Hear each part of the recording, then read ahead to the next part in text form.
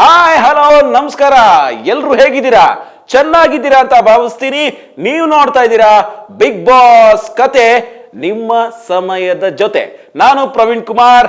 ನೀವಿನ್ನೂ ನಮ್ಮ ಚಾನೆಲ್ನ ಸಬ್ಸ್ಕ್ರೈಬ್ ಮಾಡ್ಕೊಂಡಿಲ್ಲ ಅಂದ್ರೆ ಕೂಡಲೇ ಸಬ್ಸ್ಕ್ರೈಬ್ ಮಾಡ್ಕೊಳ್ಳಿ, ಪಕ್ಕದಲ್ಲಿರೋ ಬೆಲ್ ಬಟನ್ ಒತ್ತಿ ನಮ್ಮನ್ನ ಪ್ರೋತ್ಸಾಹಿಸಿ.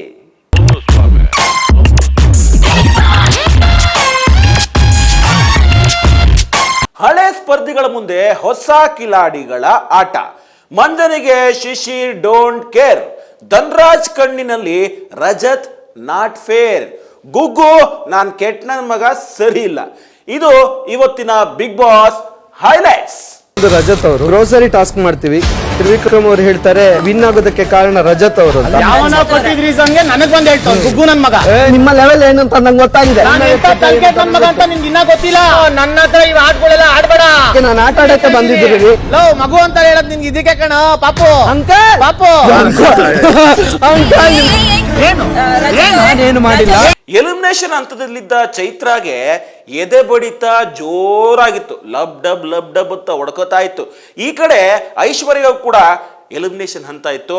ಅವರು ಕೂಡ ತುಂಬಾ ಕಾತರದಿಂದ ಕಾಯ್ತಾ ಇದ್ರು, ನಾವು ಸೇವ್ ಆಗ್ತೀವಾ ಅಥವಾ ಮನೆಗೆ ಹೋಗ್ತೀವಾ ಅಂತ. ಆದ್ರೆ ಕೊನೆಯದಾಗಿ ಇಬ್ರು ಕೂಡ ಆಚೆ ಬಂದಿಲ್ಲ, ಇಬ್ರು ಕೂಡ ಮನೆ ಒಳಗಡೆ ವಾಪಸ್ ಹೋಗಿದ್ದಾರೆ.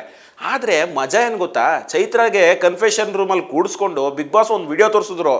ಎಂತ ಮಜಾ ಅಂತೀರಾ, ನೀವು ನೋಡ್ಬಿಡಿ.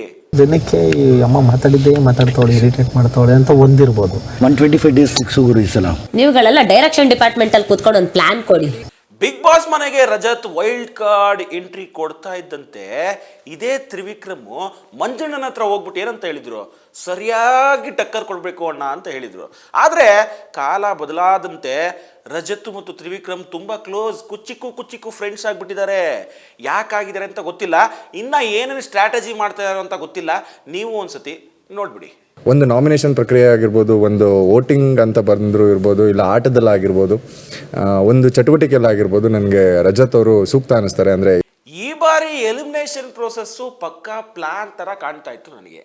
ಈ ಬಾರಿ ಧನ್ರಾಜು, ಶಿಶಿರು, ಹನುಮಂತು ಈ 3 ಜನ ನಾಮಿನೇಟ್ ಮಾಡಿದ್ದಾರೆ. ಅದ್ಯಾರು? ರಜತ್ತು, ತ್ರಿವಿಕ್ರಮು, ಮಂಜಣ್ಣ. ಈ 3 ಸೇರಿ ಈ 3 ಜನನ ನಾಮಿನೇಟ್ ಮಾಡಿದ್ದಾರೆ. ಇದರಲ್ಲಿ ಸ್ಟ್ರಾಟಜಿ ಕಾಣಿಸ್ತಾ ಇದೆ. ಏನು ಕಾಣಿಸ್ತಾ ಇದೆ ಅಂತ ನೀವು ಒಂದ್ಸತಿ ನೋಡ್ಬಿಟ್ಟು ಹೇಳ್ಬಿಡಿ. If by chance you save this week, ಇಲ್ಲ ಅಂದಾಗ ಐ ಆಮ್ ಸಾರಿ. ನನ್ನ ಫಸ್ಟ್ ನಾಮಿನೇಷನ್ ಬಂದು ಧನ್ರಾಜ್ ಅವರು. ಇನ್ನೊಂದು ಕ್ಲಾಪ್ ಮಾತಾಡ್ದೆ ಯಾಕ್ರಿ. ನಮ್ಮ ಚೈತ್ರಕ್ಕ ಅದ್ಯಾವುದೇ ಗಂಡ್ಮಕ್ಳು ನೋಡಿದ್ರು ಸಾಕು, ಆಕೆ ಬಾಯಲ್ಲಿ ಬರೋ ಮೊದಲ ಶಬ್ದ ಅಂದ್ರೆ ಅಣ್ಣ ಅಣ್ಣ ಅಣ್ಣ. ಬಿಗ್ ಮನೆಯಲ್ಲಿ ಈ ಬಾರಿ ಅಣ್ಣ ತಂಗಿಯರ ಸೆಂಟಿಮೆಂಟ್ ಸಖತ್ತಾಗಿ ವರ್ಕೌಟ್ ಆಗಿದೆ.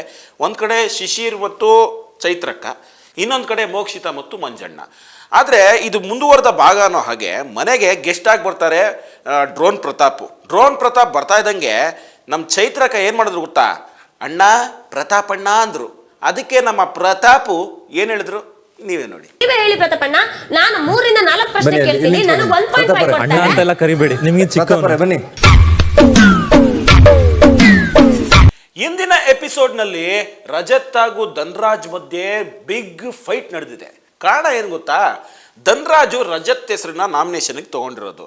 ಅದಕ್ಕೆ ರಜತ್ತು ಕೆರಳಿ ಕೆಂಡಾಮಂಡಲರಾಗಿ ನೀನು ಗುಗ್ಗು ನನ್ನ ತಲೆ ಕೆಟ್ಟರೆ ಸರಿ ಇಲ್ಲ ಅಂತೆಲ್ಲ ಹೇಳಿರೋ ವಿಡಿಯೋ ಕಲರ್ಸ್ ಕನ್ನಡದವರು ಬಿಟ್ಟಿದ್ದಾರೆ. ನೋಡೋಣ ಇವರಿಬ್ಬರ ಮಧ್ಯೆ ಫೈಟು ಕಮ್ಮಿ ಆಗುತ್ತಾ ಅಥವಾ ಇನ್ನೂ ಜಾಸ್ತಿಯಾಗಿ ಮನೆ ದಗದಗ ಅಂತ ಹೊತ್ತು ಉರಿಯುತ್ತಾ ಅಂತ. ಇದಾಗಿತ್ತು ಇವತ್ತಿನ ಬಿಗ್ ಬಾಸ್ ಕತೆ. ನೋಡ್ತಾ ಇರಿ ಸಮಯ ನ್ಯೂಸ್, ಸದಾ ನಿಮ್ಮೊಂದಿಗೆ.